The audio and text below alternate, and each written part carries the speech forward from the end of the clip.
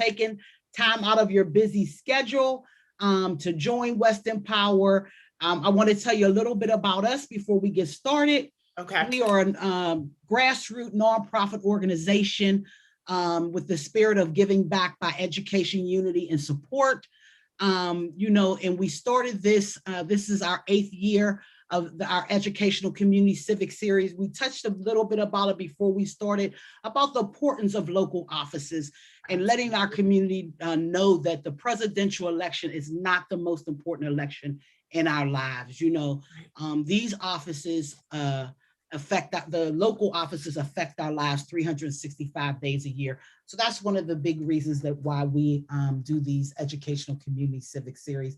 And thank you so much for taking out your time, because I know you're busy, so thank you so much. These are important conversations to have, though, I think. And, it's really important, especially that Black and Brown communities get engaged with local elections. And so I think, I'm really happy to be here, and it's definitely worth the time that we'll spend together tonight. Thank you. Thank you. So let's get started. For anyone who do not know you, can you tell us who you are? So I'm Tiffany. Hi, everybody. I'm an assistant clinical professor at Duquesne Law School. I'm a native Pittsburgher. I was born and raised in Larimer. And then after high school, I left, went to college in Ohio, went to law school in DC, and practiced in DC for about 8 years. And then I came back to Pittsburgh in late 2012, early 2013. My career has really been spent as a public defender. That was work that I chose to do. That was work that I went to law school to do.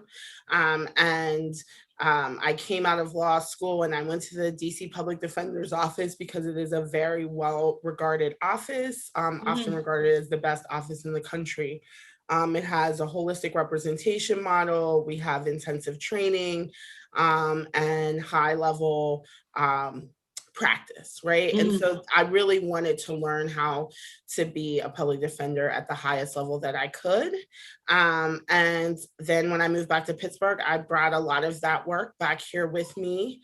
And I ran the juvenile division in the public defender's office here for a few years. And then I moved over to Duquesne in 2015, where we run the youth advocacy clinic.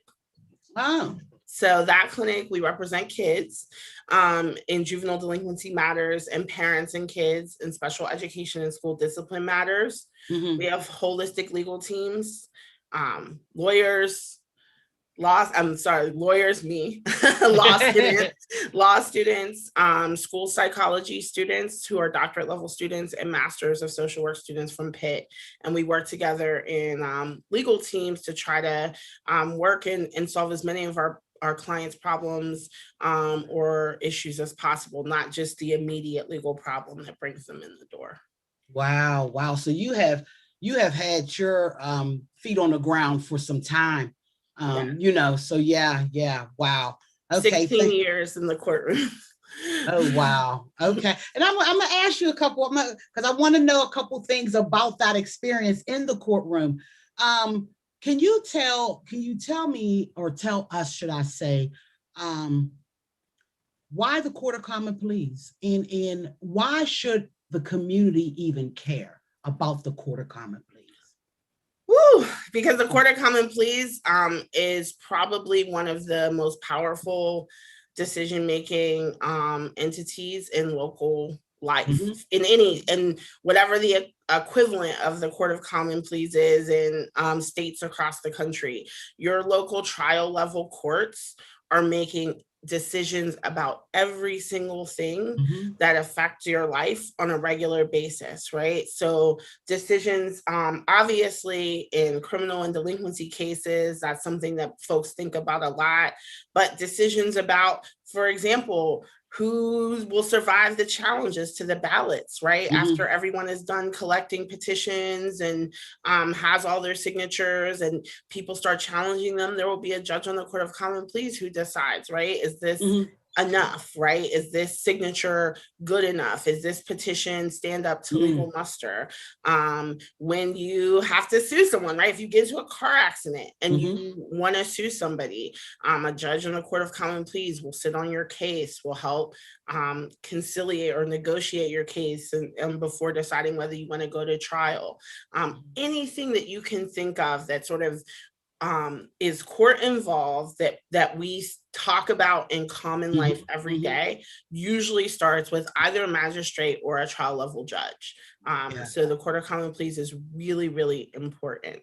And it's something that I think people often forget about, right? Our judicial elections are on off presidential years. So people, don't go to the polls or, don't go to the polls in the same numbers. And it's tragic. Because just like you said, the presidential election is not the most important election that affects your life. This local, who's going to be the mayor, your county council, your state reps, your judges, those are the people who are out there really making decisions that affect where you go when you get up in the morning, and what happens when you get there.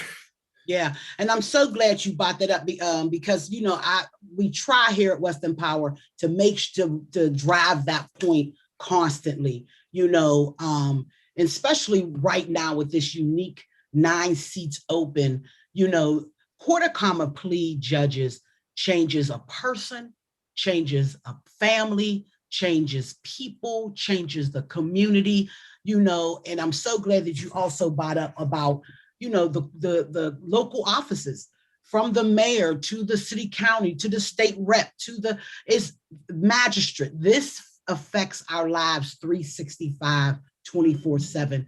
And so I'm so glad that you narrowed that down as well as the other offices as well. Thank you for that. Now, in the courtroom, have you ever had experience with the trial cases, a trial case? And if so, what was that like? And tell us how was that conducted, or educate us more on about your experience at the trial level. So that's what I've been doing for basically my whole career. I've tried dozens of cases, both in front of juries and judges, both here and in Washington, D.C. I'm a trial attorney, right? I talk to juries, I talk to judges, mostly in the delinquency and criminal realm. Obviously the local prosecutor's office, the local district attorney's office is on the other side of the table here in Pennsylvania. When I was in DC, it was the U.S. Attorney's Office for the District of Columbia that was across the table. And I love trial work, actually. It's very exhilarating, and it can be incredibly important for my clients. And I've tried juries here in Allegheny County, and I loved it, right? What's more important, I think, than standing up for my clients in my own city, in my own county, right? Talking to citizens who truly are part of the community that raised me, that shaped me and formed me. But I think that work, that's a part of my work, is trial work. Unfortunately, because of all sorts of systemic problems, there are still far too many cases that don't go to trial, where plea bargaining or pleading guilty is the order of the day because of sometimes because of coercive plea bargaining practices, sometimes because of trauma that people have experienced in the system and they want to just get out as quickly as possible. Sentencing considerations, all sorts of things. And so even though I do trial work and I love trial work, and I will have never been afraid to try a case in my career, I wish that more folks really, had the experience of really putting the Commonwealth, in this case in Pennsylvania, to their burden, and really, stepping up and making justice happen in courtrooms.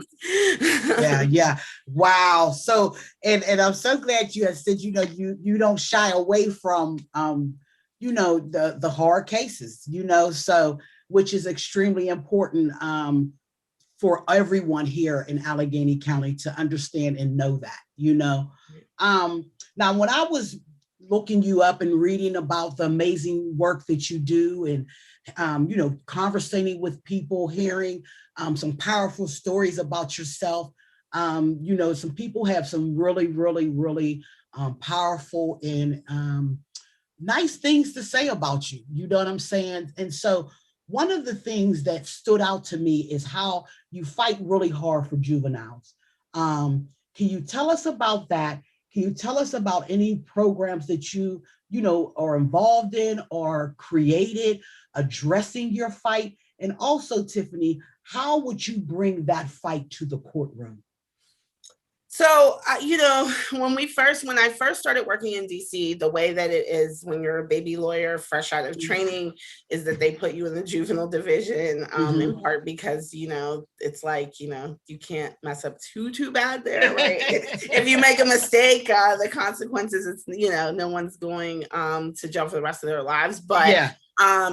it was, the rotation just touched my heart. Right. It moved me. There is nothing like, and at the beginning of my career, I worked with kids for a year and a half or so. Then I went on to adult court all the way up through the most serious cases, but nothing touched my heart like working with kids. And I always wanted to find a way to get back to that.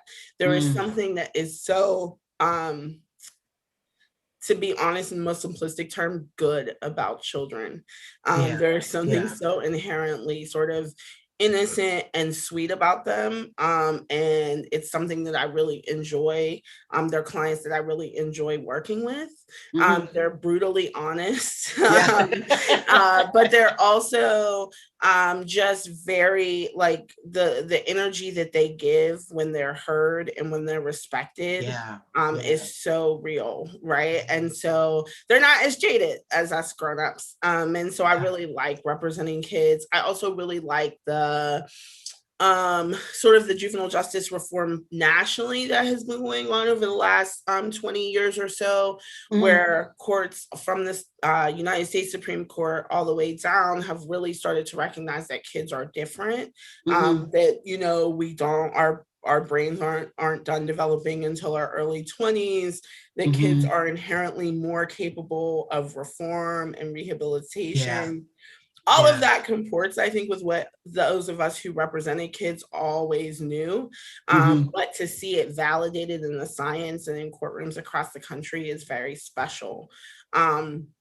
And so court is part of my work, but also we do a lot of policy work in the clinic, right? We sit at a lot of policy tables, whether it's with the Black Girls Equity Alliance, whether it's with the court in working groups or roundtables, whether it's with community organizations like the Education Rights Network. We sit at many policy tables and try to make policies that are very that are kid friendly, that recognize all that we know about the science, and that really in so many ways try to disrupt the school to prison pipeline in our area and extricate kids from juvenile court who do not need to be there. There are far too many children in juvenile court who do not need to be there. And there are far too many Black and brown children who are in juvenile court who do not need to be there. And so what we really have work to do is make sure that the right kids get the right services, both inside and outside of court.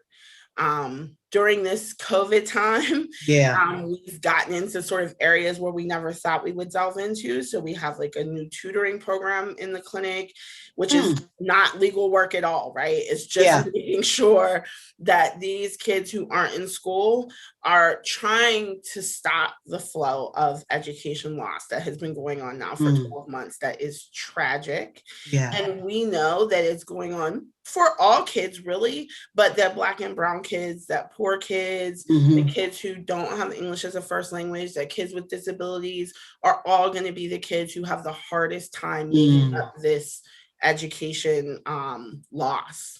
And so we really have been trying to just do anything that we can, not just as legal folks, but as just compassionate adults who have resources to try to get programming in place. And I'm really proud of our team for really stepping up and saying, this may not be our traditional task, but this is what we're going to do, right? Because kids need us, and you don't have to be our client to access the program. You just need to be a kid who needs tutoring help. Wow. So how does that translate to the bench? So obviously, as a judge, I'm no longer going to be an advocate for individual folks in individual cases, or an advocate at all, right? I mean, it's a more neutral, and I'm removed from sort of that advocacy work. But that does not mean that I forget everything that I've learned in these courtrooms for the last 16 years. And one of the big things we talk about in our campaign is we know that there's science and data out there to help us reduce racial and ethnic disparities in courthouses. And every judge should be invested in doing that. And I would be a judge who's invested in doing that, right? 16 years in courtrooms has told me that there are some voices that are validated and some voices that are ignored, right? And so I want to be a judge where all voices are heard, right? Not just the voice of the police, not just the voice of whoever talks the loudest, but that all voices are heard and given a fair opportunity, right, to be heard in the courtroom. And another thing that I think about a lot is sort of access to courthouse services, facilities, forms. Some forms are just not accessible in the sense of they're not easy to read, they're not clear. And when you, as we talked about, when you have the overwhelming majority of people in delinquency and criminal cases waiving their right to trial, largely waiving their rights to appeal and pleading guilty, there really needs to be, those people need to be very clear about what they're giving up in exchange for, maybe going home on probation or a reduced sentence or whatever, right? There's a lot of, and Pennsylvania has currently no mechanism beyond a governor's pardon for getting a felony off your record, right? So that's something that, is serious. That's a very serious process, right? I used to work alongside Tracy McCants Lewis when she was at the law school, and I learned from her how intense that pardon process is. That's not something that's just like, oh, let me go file some paperwork, right? That's a process that takes literally years. Just for the hope of maybe getting a pardon. And just for the hope.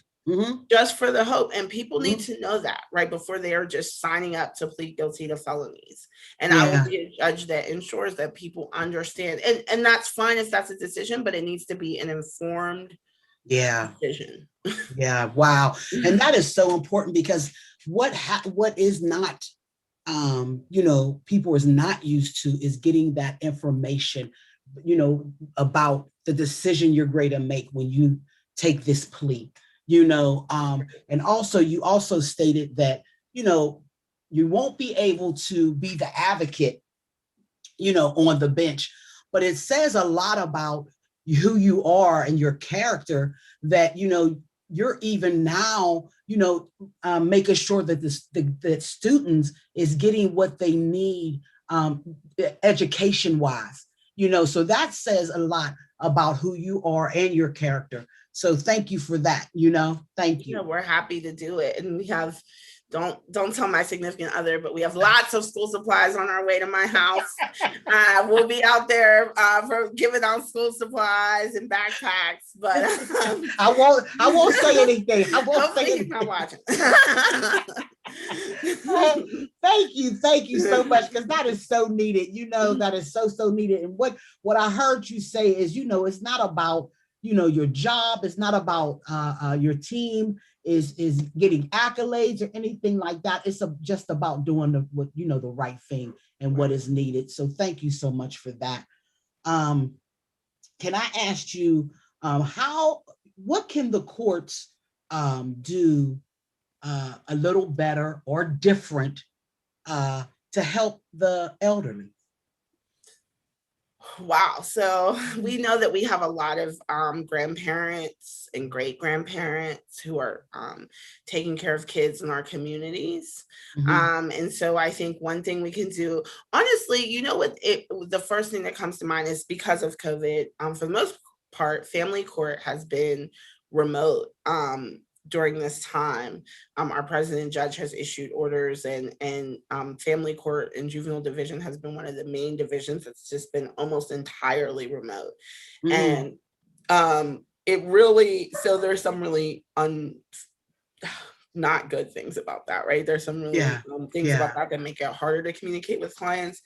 But one thing that I have seen is that our parents and our grandparents and our guardians can still go to work and be engaged in the court process, right? We do hearings on Microsoft Teams. So they can call in from work, they can video in from work, the kid may be at home, and it allows them to be much more participatory, instead of fretting in the waiting room about like, when is our case getting called? I have to go to work, I have a kid that's getting off the bus at home, and I need to be there. And so I think in terms of seniors, when we think about the grandparents and great grandparents that we really have supporting our young people in the community, if we could still allow that sort of high level remote participation, even when we do return to court, I think that it could help to ensure that they get to come, right? They get to be heard, right? That's that thing about making sure that all voices are heard. And sometimes even when we do have mom in the process, grandma, as so many people know, is the backbone of the family and wants to be heard and wants to say, I'm here as a resource, even if I can't make it down to court today, right? So I think that's one way we can get our seniors involved in the process, is to use what we've all become accustomed to during this last year to get them sort of remotely participating in court when they can't come. I think that we can, when we can be humans, when we know that we have a senior in the courthouse in the waiting room, and we know that there's physical issues or limitations, that we can be kind and try to get their cases called first, and try to make sure that, they don't have to stand every 3 seconds to, do this or do that. They can, and there are judges. I'm not saying that there aren't judges who do that. There are judges who do that, but I think we need more of that, right? More, And in the courthouse. Wow. And that makes, so that would, something as small as, and what you just said, something as small as making them know that they're heard, that is, being a decent human being, wow. Thank you so much. Thank you. Because the big answer, the big question was such small answers of just decency, right. Right. Yeah. Thank you. Now, and then the other, my other question is, how can the courts be more accessible to the public, or should it be? Yes, it should be. Okay. So the two things that I'm a big proponent of is, and I know that Abolitionist Law Center has a court watch group. I know when I was in DC, there were citizen court watch groups. I am a proponent, a fan of citizen court watch groups, who most of the courtrooms in the Court of Common Pleas are open to the public, with the exception of some, some juvenile matters, some, like termination of parental rights and child welfare matters are closed for obvious reasons. But the vast majority of courtrooms are open to the public. And I am a big fan of citizens just going in and watching the judges they elected. Are these judges doing what they said they would do, right? Are they being compassionate? Are they, are things running, relatively smoothly in the courtroom in terms of people aren't waiting hours and hours and hours for their case to be called? Are, we listening to everybody, or are we cutting people off and, rushing them out the door? And so I think that those are really important tools, right? Citizen watch groups. I also think that I've been talking about in this campaign a judicial data dashboard, and I've looked at some. So I know that Maryland has one, and I know that here in Allegheny County we have DHS has a data dashboard. And so I think if really we could work to create, some data points, maybe 5 to 10 data points that are important for citizens to think about when considering whether a judge is doing what they should be doing on the bench, a public facing dashboard. So are you saying that Pittsburgh, Pennsylvania, Allegheny County does not have a report card, like something like a report card for our judges? I'm not aware of a report card. Don't get me wrong, there could be out there. I've never looked for one, but I'm not aware of any data dashboard we have, right? So the one that I looked at in Maryland, for example, says like, were cases called on time, how many cases were resolved by trial, how many cases were resolved by plea. That's not necessarily decided by the judge, but it has a several different data points that you can look at to see. So for juvenile court, how many kids were adjudicated delinquent, how many kids were sent to diversion, et cetera, et cetera. So you can see, hey, we voted to elect Tiffany Sizemore, and she said, she was gonna, run an efficient courtroom, and she never gets on the bench till noon, right? So what's going on in there, right? So, and I think that because they're 10-year terms, people think, well, who's gonna think about this in 10 years? Yeah. But it's also hard to find out, right? What you need to find out. So I think when a judge is coming up for re-election, you can access data and you can say, what's this judge been up to? We can have a court watch program maybe that produces reports, right? So that people can go back and read reports and see what's been going on. And so these don't become de facto lifetime seats, right? Once you're in, you're in, and there's nothing that can be done. And I don't believe in that. I think we have, and especially more and more in Pittsburgh, we have an organized group of citizens, progressive citizens who are just want to be informed and are determined to be informed. And I don't think that judicial seats should be any exception from that rule. Yeah. And you also mentioned citizen watch groups in another state as well. Have you heard of any here in Pittsburgh, Pennsylvania, Allegheny County, that just groups that go into the courtroom and just listen to the judges that we have put into these seats? The Abolitionist Law Center, Brett Grothy's organization, he's a founder. They do have a court watch program. I sit on the board. Oh, okay. So I follow them. I follow the ACL Court Watch program on Twitter. So you know what I mean? I'm a citizen out here, right? Seeing what they're seeing. I'm interested in what they're seeing and how it's perceived, right? That's one that I know of. I don't know. There definitely could be other formalized ones, but that's one that I know of. You have just made Brett's day, I'm telling you. I love Brett. I love ALC. Just made his year. Thank you for that. Thank you so much. My next question is, what is it, in your opinion, that every single community here in Pittsburgh should know about the judge that is the Court of Common Pleas that is graded to take these seats? And why?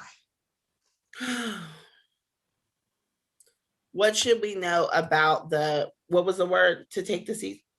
About the judge that we're ready to put into these positions. You should know. Okay, so that's a really good question. You should know. I think you should know where what they've been doing in their career up to this point. And I think that you should sort of know where they stand on important issues like judicial accountability.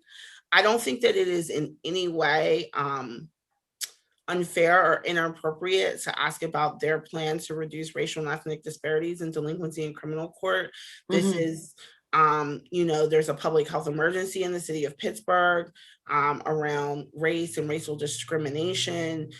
This is a crisis. There is a crisis in this country with disparate impact on Black and Brown people in criminal and delinquency courts. And this is not something that I think that you can hide behind I'm a judicial candidate or I'm a judge, so I can't speak out about this topic. This is a topic that everybody should be working on and that everybody should be thinking about what they can do to help. And I think really about service to the community. That's also something that you should be asking, right? What has been your community engagement? Because I think that when you're sort of have been in a bubble, so if you are elected to the bench, there is some necessary bubble that gets created around you, right? Again, Right. about the impartiality, about the, stepping back in your role as an advocate, no matter what practice you come from. Mhm. But so if you've spent your career in a bubble and now you're going into a deeper bubble, then I wonder what's your ability to really work for equity Wow. and justice and fairness as a jurist, as opposed to somebody who's been really community involved but understands the step that needs to happen to step back, but has their pulse on what is going on, right, in the community, and what our folks who are coming to the courthouse need and expect. Yeah. Wow. Powerful answer, because again, I want to reiterate, for everyone that is listening, these seats change a person, change a people, change a family, change a community. So I'm so glad that I asked that and I got that powerful answer. Thank you. Can I say one more thing about that? Absolutely. Yes. I was not the first person to announce. I was one of the last people to announce that I was running. And part of that is because I know that as a judge, if I were elected, that I would have to take that step back and sort of put myself in that bubble. And that was not an easy decision for me to make. Right. I really love direct advocacy, and I love all of the community work that I do through my job and not through my job. But I really felt like we needed compassionate, data-driven people who really are lawyers, who really are going to be transformative as judges in this election.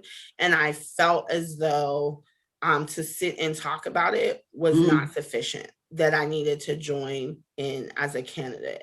But that's why sometimes people have asked me, why were you sort of later getting into the process? That's why, because I'm aware of what needs to happen, and I had to sit with myself and decide, is that what I really want to happen for myself? Is this the point in my career where I can say I'm ready to take that step back if I'm elected? You know what? I'm so glad that you said that, because, a lot of times when someone comes in late, they may think, I'm guilty of it as well, that, now someone has decided, okay, well, I'm going to get in it too. But what happened was, what you're saying is, you had to sit with yourself and ask some hard questions, and give yourself the hard answers, and so that's what that was all about. So thank you so much for that. Thank you. I'm glad I got to say that, actually. So thanks for bringing that up. Yeah. Thank you so much. Thank you. So my next question is, how can probation be reformed?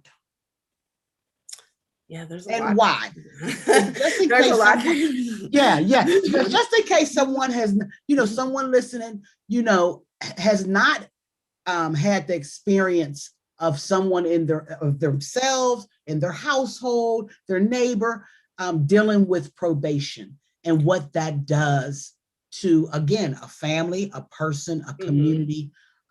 So can you? It's really not just that person, right? It's everyone in their circle, whether it's family, close friends who we've chosen as family, whoever it is that is connected with that person is also in that process with them, because it can be very stressful. And there are so in juvenile court, which is primarily where I practice, I've met some amazing, wonderful probation officers who are really doing the most to try to move. They're not making the decision about whether to adjudicate a child delinquent or not, but if a child ends up on their caseload, there are some great probation officers who are really doing the most in trying to make sure the kids get services, but also make sure they don't linger in the system for longer than they need to. Okay, so let me just say that.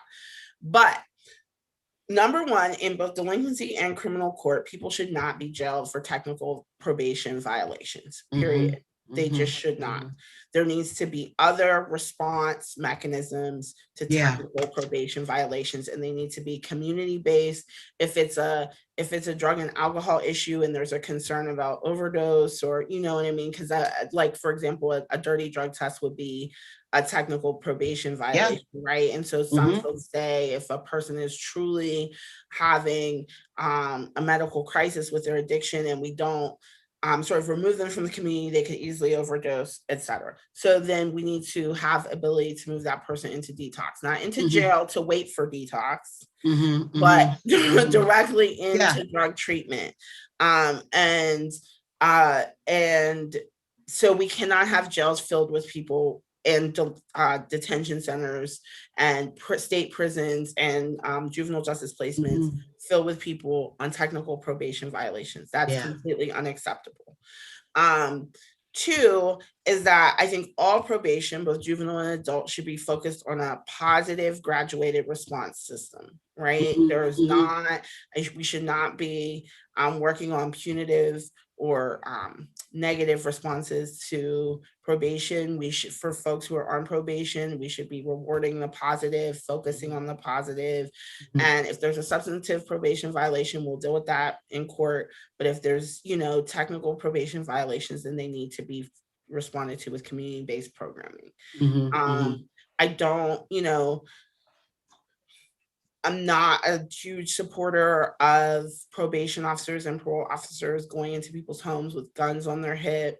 I think that can be very traumatizing. I think that's especially traumatizing for Black folks right now who are really, not now, but in general, have very difficult relationships with police and being over policed and being killed by police and law enforcement officers and people who, you know, dream about being law enforcement officers, neighborhood watch, etc. Right. And so I think that stepping into the house of a Black family or any family really with a huge gun on your hip, I think is scary. Right. And so is there a way that we can sort of reduce that practice? So those are sort of the immediate things I think about when I think about probation. And then obviously moving people through probation as efficiently as possible and not having people lingering in systems that are not helping them and are only exacerbating problems. Because, you know, I often thought of the judge that, you know, you have someone here who has relapsed, has relapsed and they go to jail for 6 months.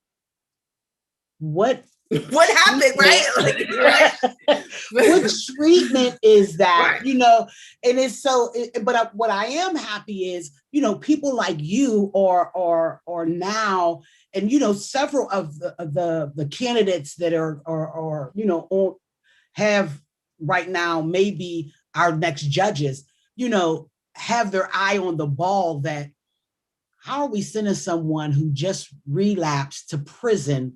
Right. And not, you know, rehab. So, and I'm so glad that your eye is on the ball of that, you know, and also I often think of the judge that gives someone 20 years probation. Like, it's not even realistic, right? It's not even, who can live like that? Like, exactly.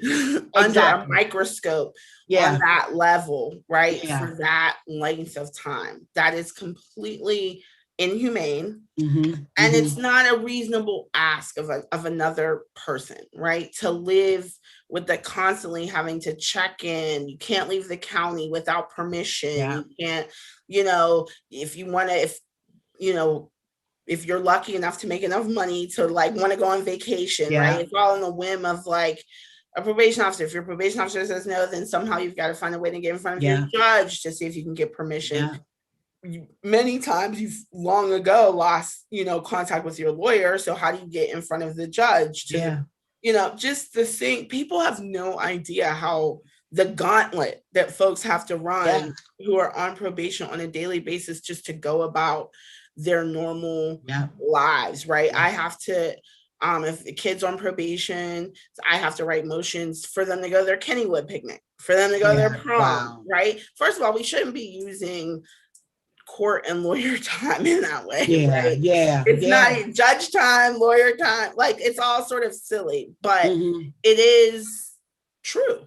And it mhm. is the reality, right? What kind of a childhood are we stealing from someone that a kid Yeah, has to get a court order to go to their Kennywood picnic or to go yeah. to their prom or their Yeah, homecoming, yeah. when they're on probation for, something.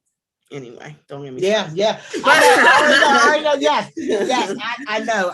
Totally know. And you also touched on how, I don't, the insensitive of triggers when you were saying the probation officer with the gun on the hip and because I had myself guilty of not recognizing a trigger.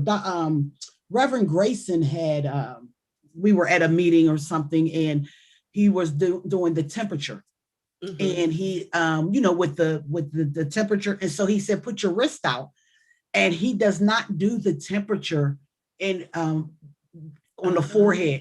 He said because that is a trigger for our, and it's so many things that we have to be aware of, so yeah.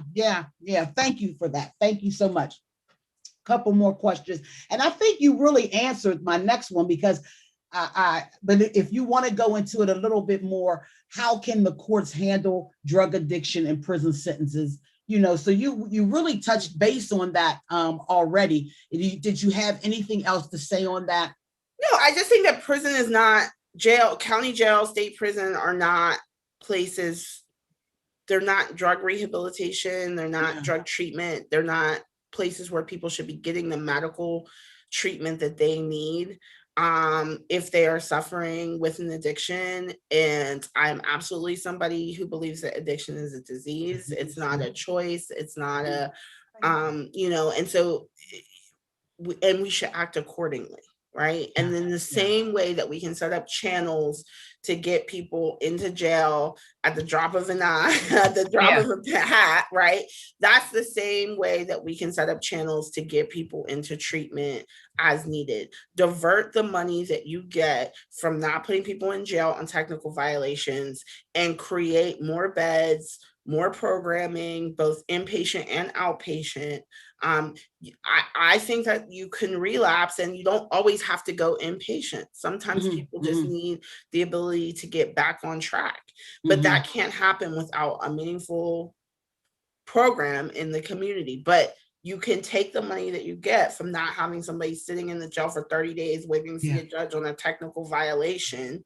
Lost their job. Exactly. Yeah. What do you see? Where does that go? Right? How does that play into someone's addiction? I had a relapse and now I'm in jail for 30 days waiting for a hearing. I've lost my apartment. I've lost my job, whatever. So now we're asking you to start over from bottom. Like that can't feel good to somebody who's also dealing with, an addiction. It's just like, let's just use a little common sense, I guess. Thank you so much. I got a couple more questions for you. My next question is, what is unique about Tiffany Sizemore? Why Tiffany Sizemore? So I'm somebody who I think has a broad understanding of a lot of different kinds of people, and a lot of different sort of worlds and worldviews. Like I said, I'm a native Pittsburgher, grew up on Meadow Street in Larimer, left for college, and in large part of the reason why I left for college is because I was a kid who grew up in the city in the 90s, and I felt like I needed to leave to save myself first, right? They always say put the oxygen mask on yourself first, right? When you're on an airplane. So then I went and spent a long time in rural Ohio, in Southern Ohio for 5 years, and got to meet people from all over the world at school. And so I think I'm somebody who understands sort of a wide cross-cultural swath of America. And so I'm not just, I think my worldview is informed by Pittsburgh, by DC, by Southern Ohio, and by a lot of the work that I've done as a lawyer, by my activist work in college, being on the streets, protesting police brutality, fighting for reproductive freedom for women. I've lived a life, and one day I'm going to write a memoir. But if I was elected, I bring all of that to the bench with me. And I think that it will make me somebody who is open to all people, all voices, and who really has a deep understanding of what justice can look like when we think, when we use our brains and when we use our hearts. Equally, right, in equal measure. Wow. Thank you. So that's why Tiffany Sizemore. Okay. So now, before we wrap up, we're ready to wrap up, but I want to ask you, just in case that someone had a question that I may not have asked, how can someone get in touch with you? How can someone get in touch with you? So our email address is votettiffanysizemore@gmail.com. That's the campaign email address. You can reach out there. You can email me on my personal email, wishyouwerhere1227@gmail.com. You can visit our website, votettiffanysizemore.com. Right now, we're really focused on getting signatures on petitions to make sure that justice for all is on the ballot. The petition deadline is March 9th, so you can go to the website and get your own petition. You can go to the website and volunteer to help us get petitions on signatures. And learn any other number of ways to support the campaign. So that's how you can find us. We like our Facebook page, Friends of Tiffany Sizemore. You'll see some of our footage from our campaign events over the weekend, and you'll find out where we'll be in your community popping up for signatures and for chats about the campaign and our ideas. Okay. Well, thank you for that. And before we wrap it up, is there anything that you would like to say before we wrap it up? So first, I want to say thank you for having me on. I'm also a fan of your work, and I think that this, as I said at the beginning, is a really important series.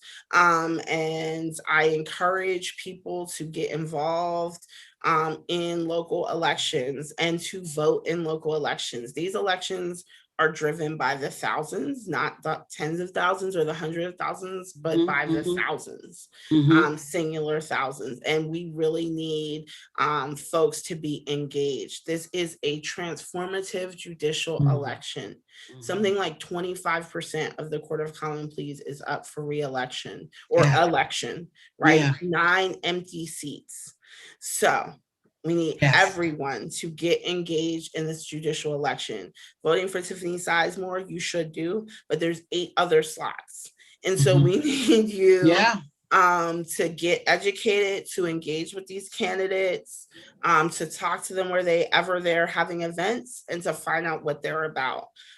It is going to be a generational judicial election.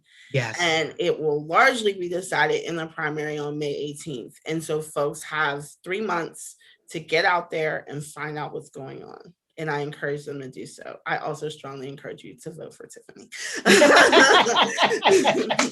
Well, thank you so much. Thank you so much for taking your time out, answering the call when we called and asked for your grace to be here, your presence to be here, to educate us even more. There you have it, ladies and gentlemen, Tiffany Sizemore. Let me see if we have any questions from the audience. I do not see any questions. And then again, I could be doing something wrong. I could be doing something wrong. I usually have my assistant, but he was, Antonio was busy today. So if someone have any questions, I truly apologize, everyone. But this will be uploaded. So anyone that have any questions, you did give your contact information. Please get in touch with her. And again, thank you so much for blessing us with your presence. Thank you for having me, Terri. Bye-bye. Bye, everybody.